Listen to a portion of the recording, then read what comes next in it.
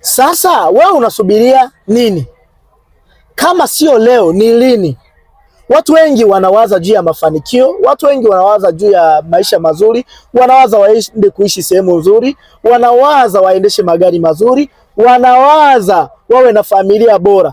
Hila tofauti na wao na hivyo vitu kutokea ni kuchukua hatua. Watu wengi hawapendi kuchukua hatua. Wewe uliwaza, hebu jifikirie, tokea umeanza kuwaza ili jambo la wewe kufanikiwa lina muda gani sasa?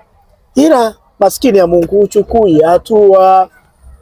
Uchukui nini? Hatua. Mtu ambaye anataka mambo yatokee duniani huwa haishi kuwaza. Wazo ni jambo la kwanza na kuchukua hatua ni jambo la pili. Kuchukua hatua ni kukamilisha lile jambo la kwanza. Hivi vitu vinaendana. Sijui tunaelewana? Kwa hiyo ndugu yangu, acha kuwaza, chukua hatua. Na kama hujui nini la kufanya ili uwe na maisha mazuri na uwe tayari kufundishika, nitafute nami nitakuelimisha ni mambo gani utayazingatia ili uwe na maisha mazuri.